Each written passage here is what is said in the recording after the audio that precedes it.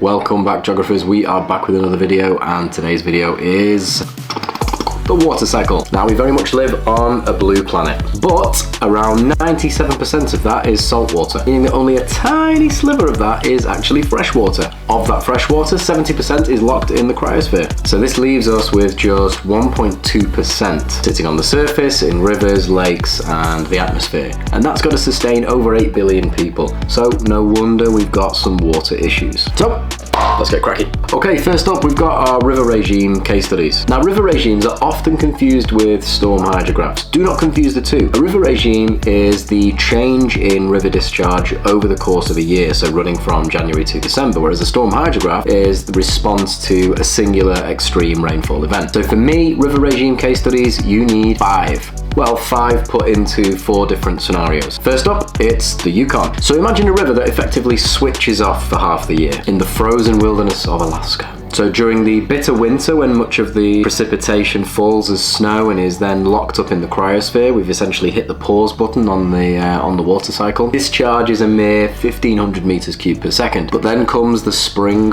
pulse.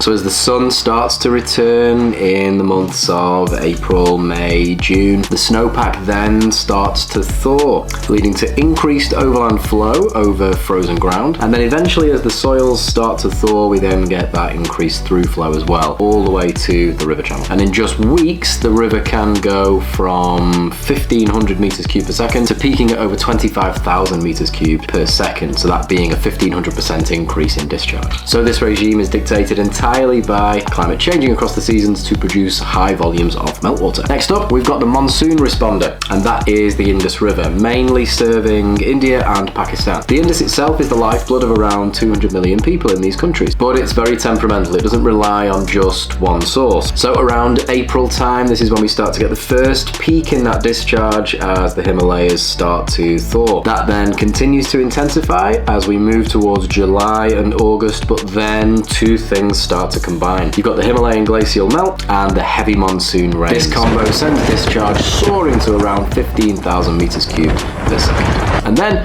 when the winter months hit again, it then very rapidly returns to around 2,000 meters cubed per second. So those sharp increases in discharge are very much centered on this May to August window, within which glacial meltwaters are the most intense and rainfall is the most intense. Then we move on to the Amazon River, which we could probably call the lag time king. The Amazon's drainage basin is a staggering 2.9 million square miles, and this is the feature that we really need to focus on in the Amazon River to explain its river regime. It's always a tricky one to try and work out what the main cause of the river regime actually is in the Amazon, because the ITCZ is overhead around the months of January and February. So this is when rainfall peaks, but it's not when discharge peaks.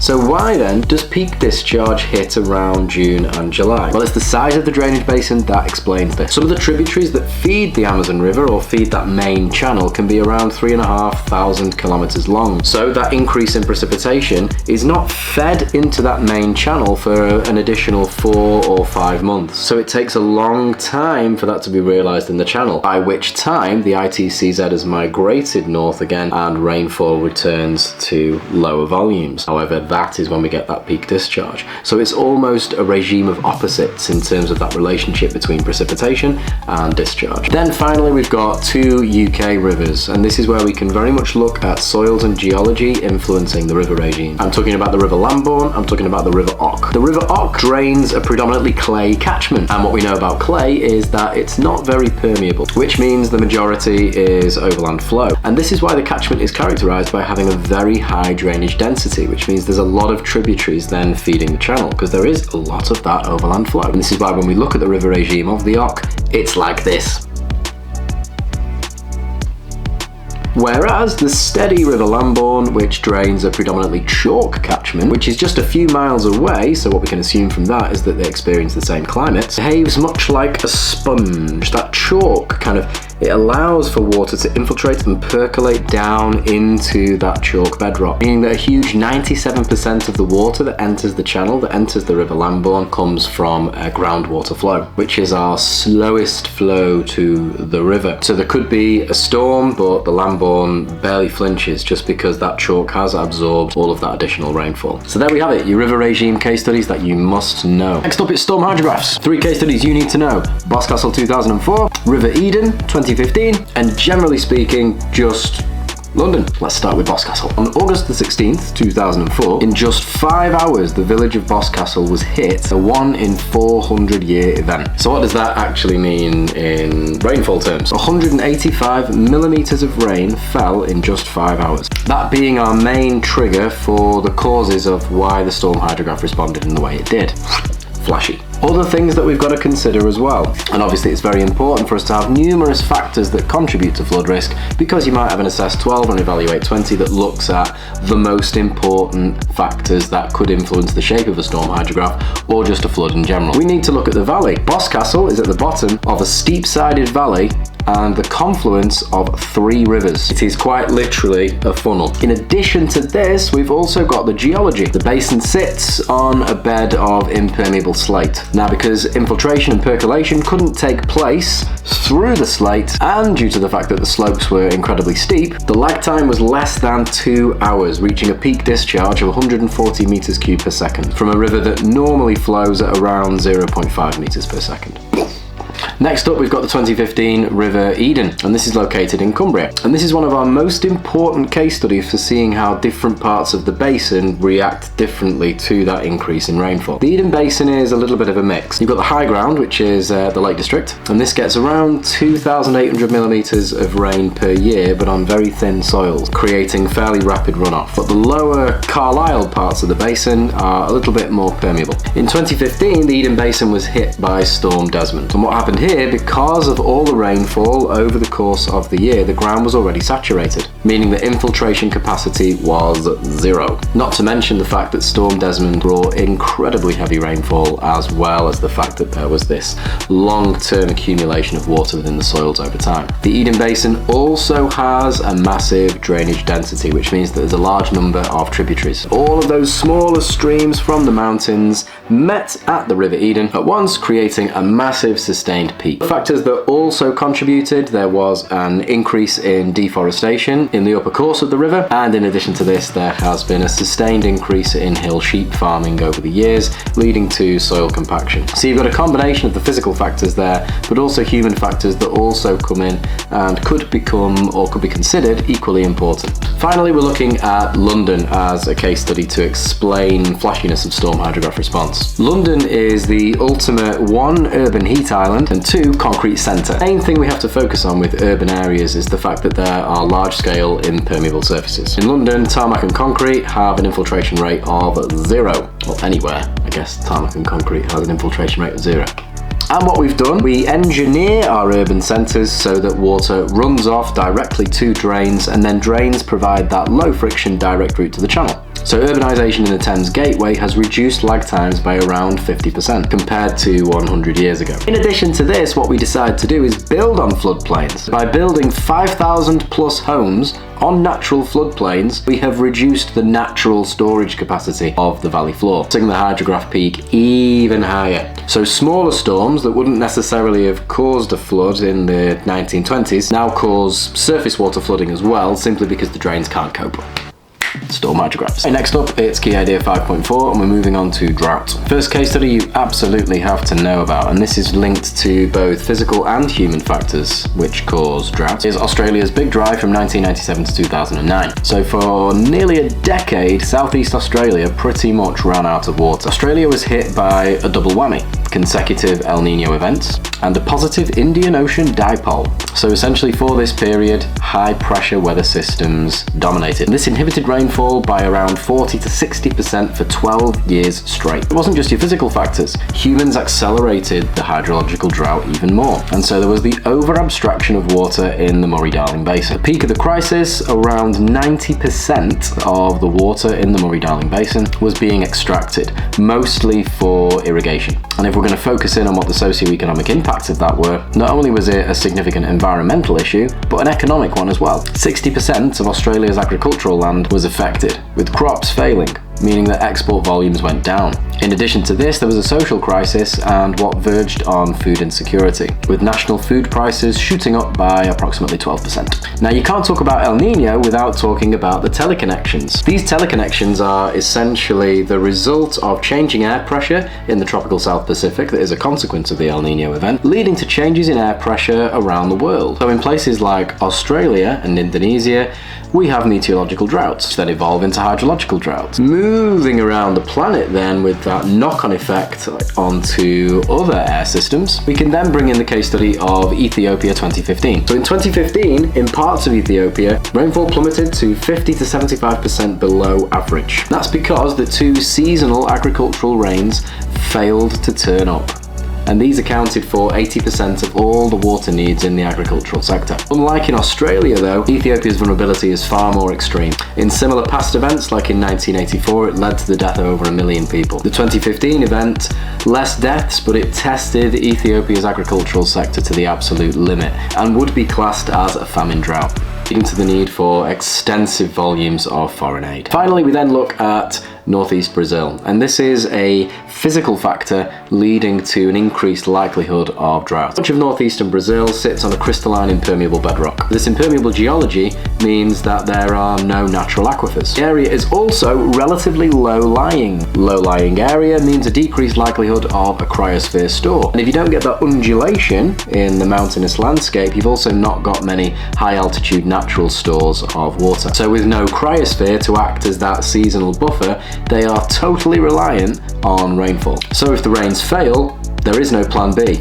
There's no cryosphere store, and there's also no aquifer store, so it increases the likelihood of hydrological drought. Just this with the Indus Basin, even in years where there is low rainfall, they've still got the Himalayan meltwaters and they've still got some natural storages in aquifers. On the topic of drought, you also can't avoid talking about the case study of the Sahel. Sahel is a semi-arid belt stretching across Africa. Water isn't just a resource, it's survival. One of the causes is that the population is doubling every 20 to 30 years, so the demand for water has skyrocketed. And to keep up with this demand, thousands of boreholes have been drilled to tap into the deep aquifers that exist there. But this is leading to the over-abstraction of groundwater, withdrawing water at a far faster rate than the meagre 30 to 40% decrease in annual rainfall is able to replenish it. As a result, the water table is dropping by a few meters per year. As an example, the Lake Chad Basin, the combination of the over-abstraction of groundwater and the fact that climate change is increasing the likelihood of drought and a reduction in rainfall, has caused the lake's surface to shrink to around 90% of its volume since the 1960s. A similar case study, also based on the over-abstraction of water, is the Aral Sea case study. In the 1960s, the Soviet Union decided to divert the main waters that fed the Aral Sea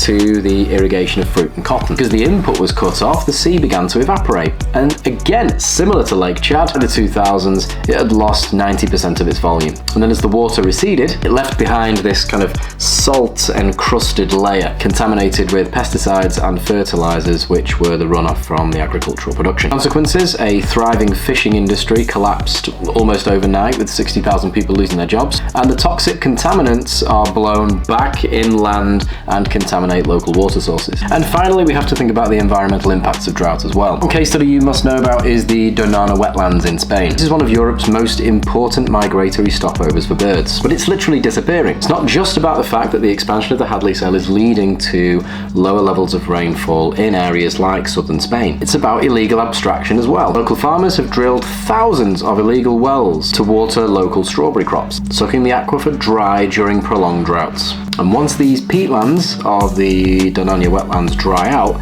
then they become vulnerable to burning. And these fires can burn for months, resulting in a positive feedback mechanism because of the release of CO2 in the atmosphere, which further exacerbates the issues that climate change originally caused. So in geography terms, what this might mean is that once the threshold is crossed, then the ecosystem might never recover.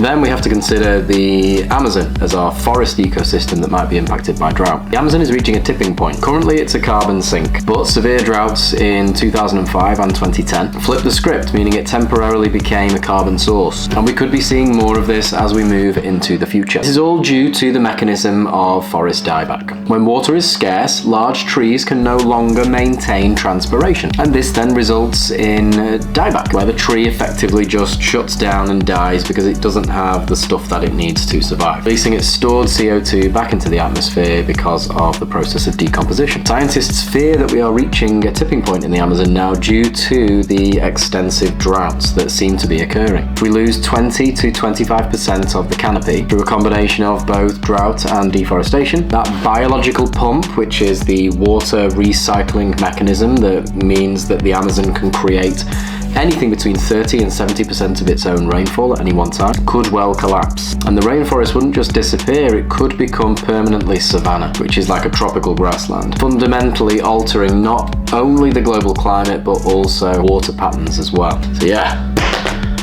bad times in the Amazon.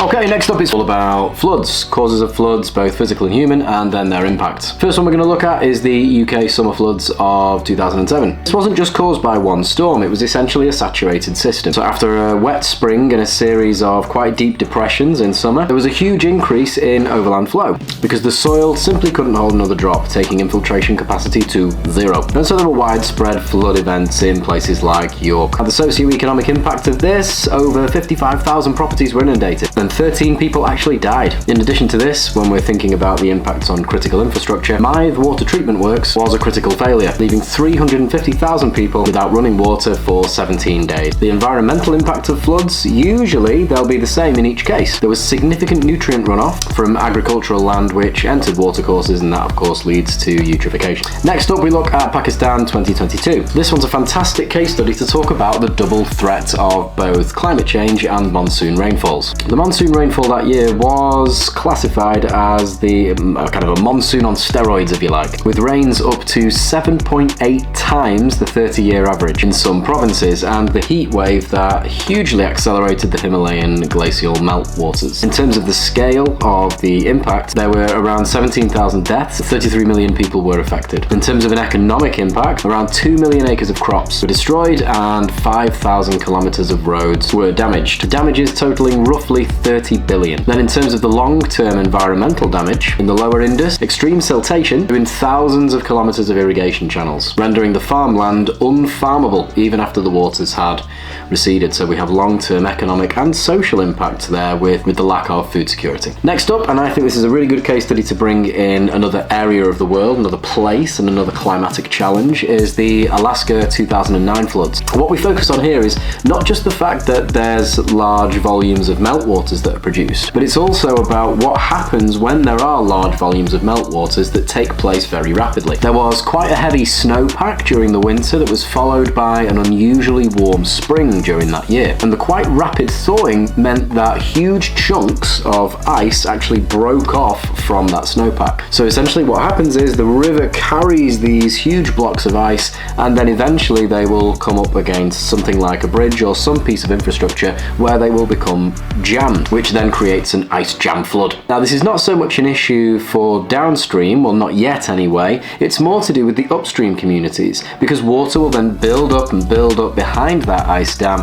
and which will inundate the land either side of the river channel. So there were small isolated indigenous communities that were suddenly inundated by the waters of the Yukon. Then when the ice dam finally releases, it will release an enormous volume of water all in one go. And in terms of an environmental impact, what happens there is something called stream bed scour, which is essentially very fast moving water physically stripping the riverbed and destroying any aquatic habitats. Then finally we have the examples of New Orleans and Libya, or more specifically Derna in Libya in 2023. Most of us have heard of Hurricane Katrina, but that's not necessarily the focus in New Orleans. Although this did bring very large volumes of rainfall, what was the main culprit here? The main culprit here was actually the mismanagement of hard engineering strategies. A levee system, either side of the river, designed to protect the city, was actually breached, but then it reduced the degree to which water could then return rapidly to the river channel, keeping it in place, which meant that floodwaters remained in place for longer. And then you've got obviously the inundation of farmland, you've got the inundation of cities, critical water infrastructure, power infrastructure. So people are without power, water, and your basic necessities for many days. In Derna 2023, again, this was a structural engineering failure. During Storm Daniel, which was a medicane, which is essentially a hurricane that develops in the Mediterranean, 2 of the aging dams collapsed. This sent a massive wave of water through the city of Derna, proving that when human techno-fixes fail, the consequences are far more lethal than a natural flood, simply because of the sheer volume of water that is released. Okay, now we turn to looking at the impact of climate change on the water cycle, which is key idea 5.6. Essentially, with the water cycle, climate change makes wet places wetter and dry places drier. So we've got many place-based examples of where that's the case. First of these is the water tower crisis in Tibet. If you think about the Himalayas and the area of Tibet as almost like the water tower of Asia, it stores water for around 1.2 to 1.3 billion people. And climate change is reducing the size of that storage. So since the 1970s, temperatures in the Himalayas have risen by over 1 degree. It's created over 2,000 glacial lakes, which are held back by unsustainable moraine dams. As the glaciers melt faster and faster, these lakes are starting to overflow, and it threatens to burst and send many walls of water to many different locations. But it's a double-edged sword. In the short term, yes, you get more catastrophic flooding, but in the long term, once the glaciers are gone, the rivers like the Indus and the Ganges will see a permanent 30 to 40% reduction in flow. Then we move on to the rainforest, and the Amazon specifically. We can bring it back to the Amazon when we're thinking about climate change. The Amazon is a biological pump that creates its own rainfall. The 2005 and 2010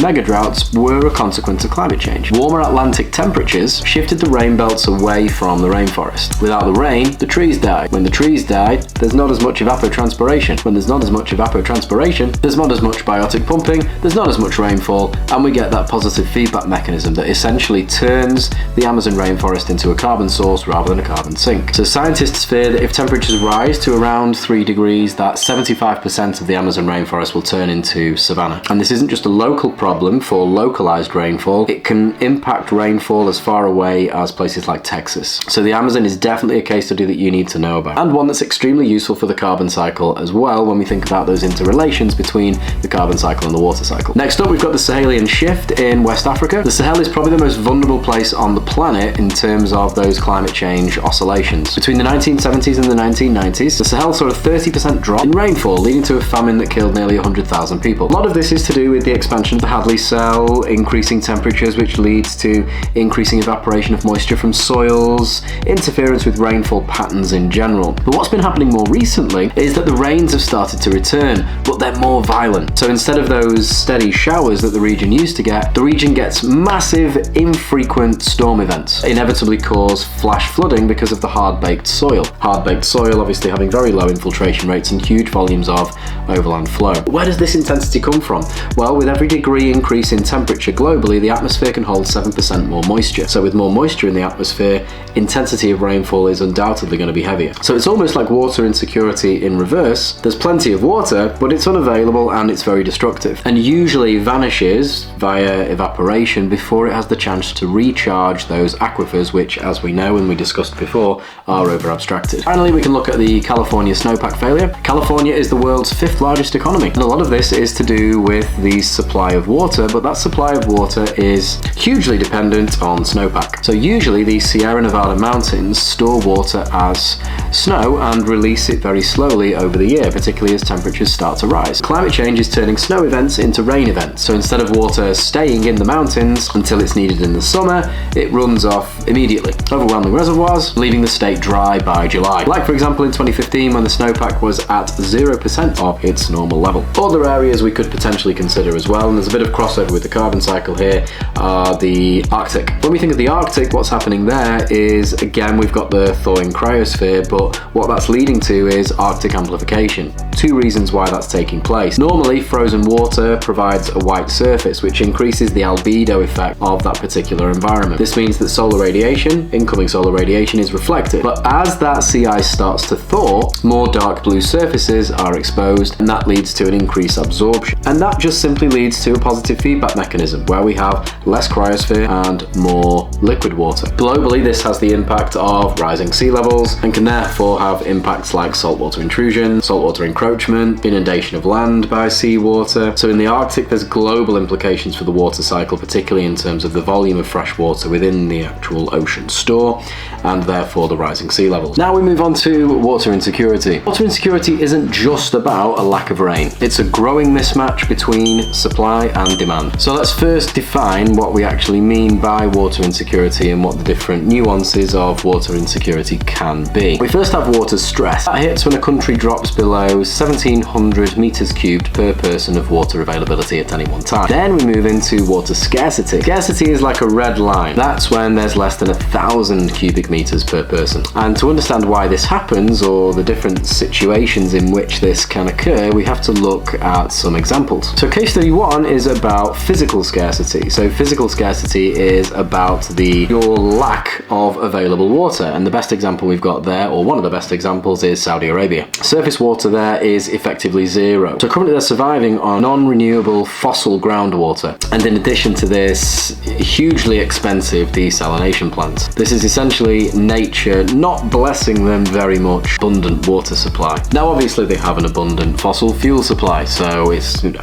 and that means they've got the energy supply to continue to utilize these desalination plants. So water insecurity, not so much an issue for Saudi Arabia, but maybe at some point in the future, as the world decarbonizes, maybe it'll become more of an issue. Who knows? It's a future uncertainty at this stage. But that is very much physical scarcity. The other example is economic scarcity, and the best example there is the DRC. Now, as we know, the DRC lies along 0 degrees latitude, which is the intertropical convergence zone, meaning that there is high levels of convectional rainfall. So it's not physical scarcity. They've got the mighty Congo River. They have huge water reserves, and yet less than 50% of the population have access to safe water. Why? Because they lack the money, the pipes, and the governance to move it, to make it safe. This is economic scarcity. There's water here, there's water available, but you can't touch it. Then we have places where there's the hybrid threat of both physical and economic scarcity. Places in northern India, like Rajasthan. The arid climate mixed with poor infrastructure means that rural populations are desperately overpumping groundwater just to survive, and the water table is dropping and the clock is ticking. So this scarcity is getting worse year on year, particularly with climate change exacerbating issues around rainfall. And then with our physical and human causes of water insecurity, well, you can just use exactly the same case studies as we used for drought. The physical water towers, for example, so the shrinking cryosphere store in the Himalayas, decreasing rainfall in southern Europe, so the expansion of the Hadley cell we can definitely use for this one. Northeastern Brazil, geology, the topography, Sahel, flat, no ice, really hot. Then we've got others as well, which are the human sabotage ones, so over abstraction of groundwater in the Sahel, Lake Chad, 90% since the 1960s, all reducing the supply of water in the face of growing demand. Now what we can also bring into this section here is the idea of contamination. Contamination is a consequence of industrialization, and there's nowhere better to look than China. Rapid growth has come at a terrifying environmental cost. 1/3 of all river water in China is considered unfit for human contact, and a staggering 80% of shallow groundwater is contaminated by heavy metals and chemical runoff. In the Huai River Basin, industrial discharge has become so toxic that it's created cancer villages. Entire communities where the water is so polluted, it's literally killing the people who rely on it. So sometimes there is the availability of water, and sometimes the infrastructure is available, but the water is of such low quality, and they haven't yet developed the purification infrastructure to manage this water. China being your best example of this. Okay, so we're moving on to key idea 5.8 now, and we're looking at the consequences of water insecurity. First thing we look at is the price of water. Question you might want to ask yourself is, why does a slum dweller in the Philippines pay more for a gallon of water than a billionaire in Beverly Hills? It comes down to how a government use water, either as a human right or as a commodity. So we can look at different countries and the different responses or different socio-economic contexts that determine the price of water in that specific place. We'll start with Denmark. Now, Denmark are known as the conservationists. In Denmark, water's a luxury. It costs $9 per cubic meter. Why? Because they use that revenue to fund an annual investment into infrastructure. It's high priced to force people to value every single drop. And as a consequence of this, it also drives down water consumption. It's all about that push for more sustainable usage of water by reducing demand. Then we move over to the USA. Unsurprisingly, they subsidize quite large volumes of water for certain sectors. The US government provides approximately $37 billion annually for the agricultural sector. This allows a farmer in a Californian desert to pay just a fraction of the market rate. Now, Cuba's an interesting case, being more of a socialist government. The government take the view that water is a right. It's almost free, costing citizens just $0.04 per month. But there's a catch with this, you see, because there's no revenue generated from water, there's then no reinvestment in the infrastructure, so the pipes are rotting. 50% of Cuba's treated water leaks out of the pipes before it ever reaches a home. So yes, cheap right now, but will that remain in the future? Well, it just remains to be seen. Then we have the Philippines. A lot of the water is informally distributed. So in the slums of Manila, if you aren't on the grid, you buy from private tankers. And the families that buy from these private tankers pay almost 20 times more for a litre of water than the wealthy families that are in the gated communities. Just doesn't seem right. So being poor is very expensive when it comes to water. Then we've got other ways that other kind of economic situations can determine what the price of water is within a country. And this is where we can start to look at the impact of privatization on the price of water. So what we can do is look at what happens when hand the keys to the water tap to a private corporation. Syria's given us two fairly controversial examples. First of all, we've got Bolivia and the 1999 water war. In Cochabamba, a private firm hiked prices by 35% overnight. And for many, water suddenly cost around 20% of their monthly income. The people didn't just complain, they started a revolution. So then, after a national state of emergency, the company was booted out. And it remains a warning for anyone who would seek to put profit before the provision of water as a human right. We've also got the example of Tanzania. The Tanzania example is an interesting one because this occurred in 2003 and it was after World Bank involvement, and one of the structural adjustment policies and programs put in place when you receive a loan to invest in infrastructure like water infrastructure is that you open your doors to privatisation. So in 2003, a UK-led firm called City Water UK took over Dar es Salaam's water infrastructure. They promised efficiency, as these companies often do, but in 2 years they failed to connect the poorest 70% of citizens to the grid. The government cancelled the contract, not least because if people couldn't pay their water bills, they were simply cut off. So leaves the government with no choice really but to boot them out. And what we do in 5.8 is we move our focus to conflicts. And this can be broken down into conflicts within countries and conflicts between countries and those more trans-boundary water conflicts. Fantastic case studies that you can look at when we're talking about conflicts within countries. Number 1, China's South-North project. A great case study to have in your arsenal, simply because you can use it again when we're talking about water management in the next key idea. This is the world's largest plumbing job, essentially. $62 billion project to move 44.8 billion cubic meters of water from the wet south to the drier north. But there was a cost. Over 330,000 people were forcibly displaced to make way for the canals. So whereas the north, and these are kind of our industrial hubs within the north of China, they are obviously winners. The losers are these farmers, these communities in the rural areas that then ended up being displaced so that they could construct these large canals. The other one that we can look at is the Colorado River and its conflicts within the USA. And the conflict is mainly between the upper and the lower basin. So 7 states are fighting over this, what is essentially a drying up river. And the 1922 compact essentially allocated the upper and the lower basin an amount of water. Trouble is, this was signed during quite a healthy year for the Colorado River. So it was overestimated just how much the upper and the lower basins could effectively take. Now obviously there's always going to be a conflict when there's what's called an upper riparian. The upper basin is that upper riparian. Trouble is, the river has shrunk by 20% of its size due to climate change. And the lower lower basin struggles a little bit more in terms of climate than the upper basin. The upper basin benefits from the mountainous landscape, and as we know, that gives it a cryosphere store. But also in the lower basin, there's a concentration of agricultural activity. So states like Arizona, where there's large-scale agricultural operations, are putting forward that they need to be allowed to take more than their originally allocated share. And this isn't just affecting water availability, it's also affecting HEP as well, with major facilities like the Hoover Dam and the Glen Canyon Dam reaching dangerously low levels to the point where they would reach dead pool level, which means that they will no longer generate hydroelectric power. And then finally we can look at the Great Ruaha River in Tanzania. This is a really good one for stakeholders. Upstream rice farmers using flood irrigation methods essentially means that the river effectively stops flowing for 100 days of the year because of this very inefficient use of water for irrigation. Not only this, downstream it causes a 40% drop in hydropower, so it's essentially pitting the nation's food security against its energy security. And obviously all stakeholders need food, all stakeholders need energy as well, so you can almost boil it down to those working in the agricultural sector and those working in the energy sector if you really want to talk specifically about that context.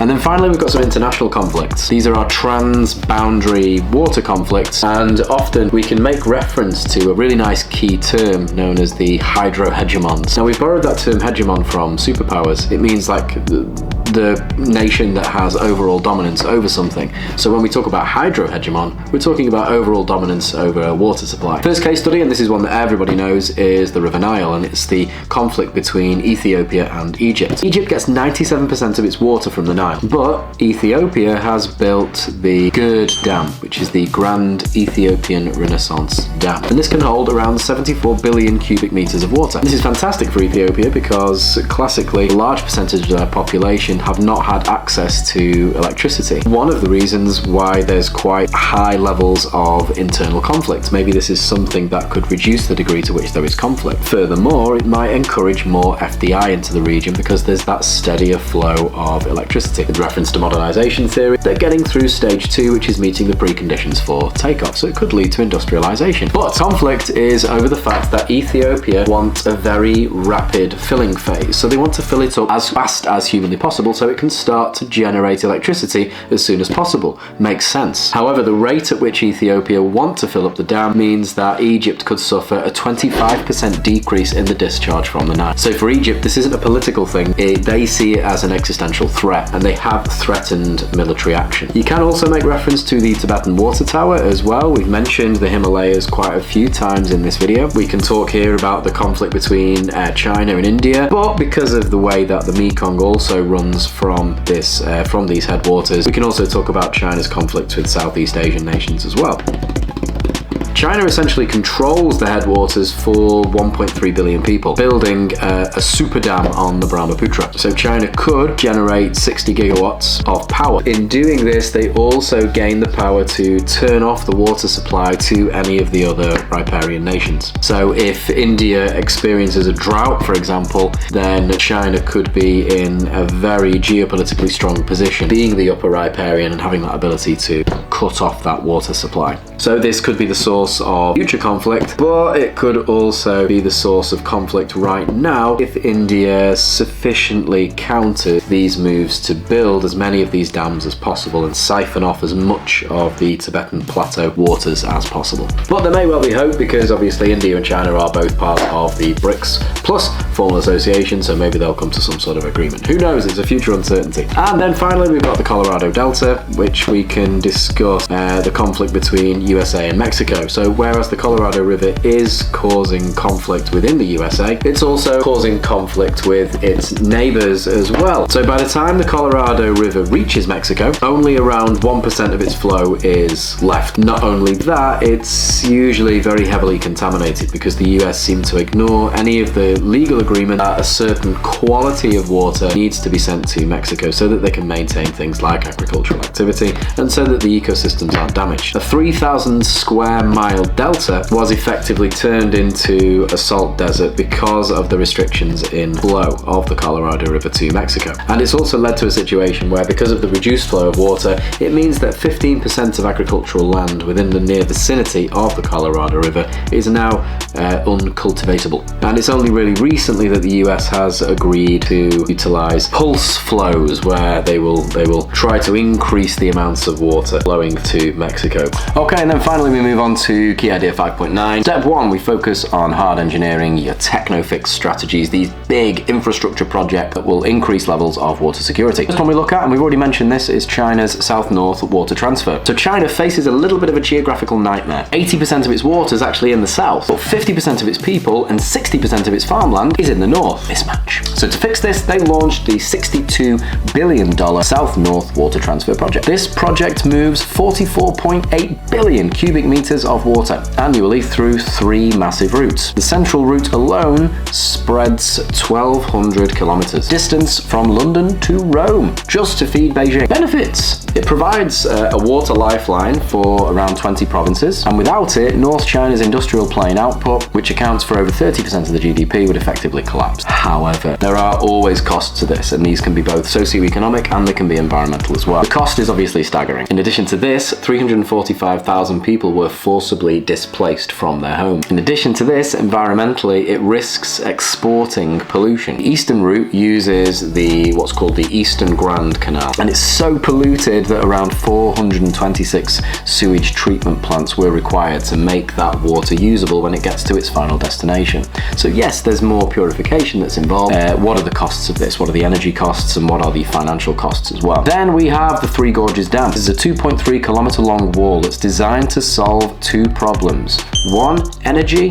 2, flooding. In terms of the gains, it generates around 22,500 gigawatts of electricity, which is the equivalent to burning 50 million tons of coal on an annual basis, thereby reducing that desire to burn coal for energy. So there are benefits in terms of the reduced combustion of that fossil fuel, which releases particulates, but in addition to that, it releases large amounts of CO2, which causes the enhanced greenhouse effect. So we have global environmental benefit, but more crucially than that, it protects 15 million people and 1.5 million acres of farmland downstream. Losses: the reservoir drowned 13 cities, and the stagnant water has trapped around 265 billion gallons of sewage. It used to wash out into the sea, so effectively what we've got now is this kind of raw soup, if you like, of sewage. It's that soup that's contributed to the extinction of certain aquatic species like the Yangtze river dolphin, a species that had survived for around 20 million years until we built this dam. So you see there is obviously the socio-economic and global environmental gains, but there's the environmental losses in terms of the loss of certain species within those localized stretches of the river. And then finally we look at desalination. Now you can look at many case studies for this. Some people look at Singapore, some people look at Israel, some people look at Saudi Arabia. We're going to look at Saudi Arabia. And the reason we're going to look at Saudi Arabia is because there's a nice crossover there between the water cycle and the carbon cycle when we're thinking about energy security and the importance of energy security in Saudi Arabia. If you live in a country with 0 permanent rivers like Saudi Arabia, you have to find ways of manipulating the water cycle. They don't find water, they manufacture it. So Saudi Arabia produces 1.4 million cubic meters of water every day, and they spend nearly 25% of their oil production just to power that desalination process. So without all that oil, they wouldn't be able to provide themselves with the amount of water that they do. This makes it pretty much the most expensive glass of water on the planet, which is good. It increases water security, which is utilized in all sorts of processes like industry and agriculture. But there's an issue. For every litre of fresh water produced, there's roughly 1.5 litres of super salty brine that is also produced as a byproduct. And then that's pumped back into the Persian Gulf. Not only does this increase the salinity, but the brine is often 5 degrees warmer than the ocean and is often laced with what we call anti-scaling chemicals. So in areas near the outfall pipes, marine biodiversity has dropped by around 60 to 80%. Okay, so engineering solutions don't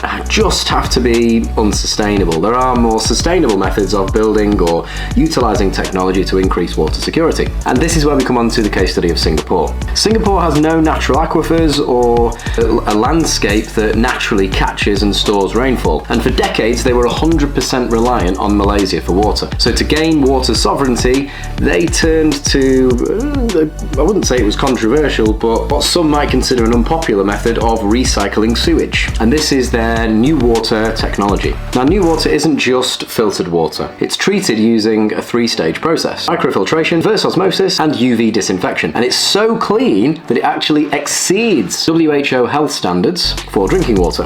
Today, Singapore has 5 any water plants. It meets 40% of the nation's water needs, and by 2060, they're hoping for that to be 55% of the nation's water needs. And what's great about this is that it is a continuously weather-resilient system, and it's also effectively decoupled Singapore's water security from the whims of its neighbours.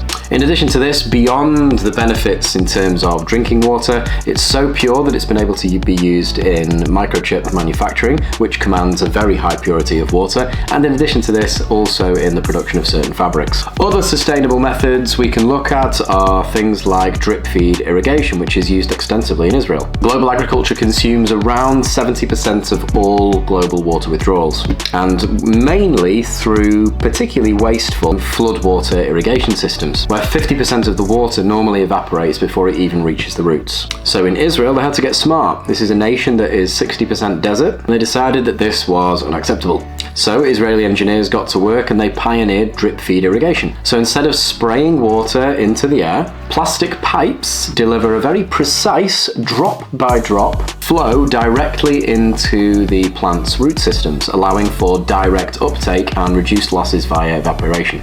Now, this technology has allowed Israel to increase its agricultural output by 500%, while using the same amount of water that they used in the 1950s. Their water use efficiency is now over 90%, compared to the 40 to 60% efficiency that's used in traditional farming methods. And essentially what's happened is they've managed to green their desert area without dipping into their aquifers too much. So Israel now exports this technology to over 100 countries, proving that even sustainable technologies can be a viable export for certain nations' economies. And then finally we move on to Australia, which is a model by which there's sustainable management through reduced consumption, and this is their grey water recycling system. As we've already mentioned, between 1997 and 2009, the big dry was the Millennium Drought, first in history for Australia. It was impossible for them to engineer their way out of it, so they simply had to rely on changes in behaviour. And they turned to grey water recycling, which is essentially increasing the reliance on second-hand uses of water. So that is water that's wastewater from baths, from showers, from washing machines. And instead of sending it to the sewer, it's treated on site and used to flush water, or to be used in gardens, or any other kind of low-grade activities that wouldn't require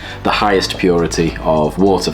So in cities like Melbourne, water consumption was effectively reduced from 300 litres per day to around 150 litres per day per person, giving it a staggering 50% reduction in water consumption. So very effective and also sustainable by nature. And in doing this, in reducing its consumption, it hugely reduced the demand on the Murray-Darling Basin, meaning that this basin managed to maintain its environmental flows, if you like, so the flows of water sufficient to maintain certain ecosystems within the basin. And then finally we move on to water treaties. Now these are seen as ways of not necessarily eradicating but reducing the likelihood of conflict because of transboundary water issues. Rivers don't really care about political boundaries. So for example, a river like the Danube flows through 10 countries. If one country upstream pollutes it, then all of the downstream riparians will suffer. And that's why the EU created the Water Framework Directive, which is often seen as the gold standard of water sharing treaties. The legally binding agreement to achieve a good status, all European ground and surface waters, all of them. Treats water not as a national asset but as a shared international resource. It uses integrated drainage basin management systems. So instead of, for example, Germany and Hungary making their own rules about how water is treated from the Danube, And instead they write rules that apply to the entire basin, which is a collective rules that apply to a number of different countries.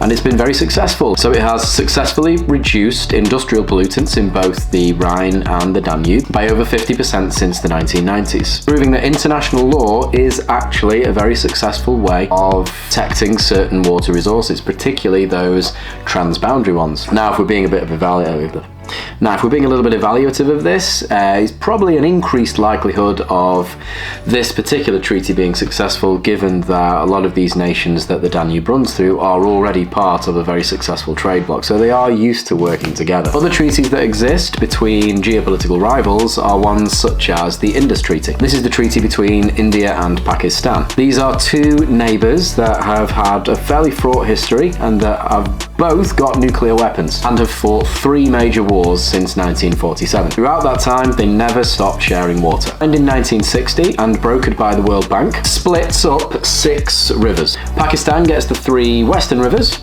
and India gets the 3 eastern rivers.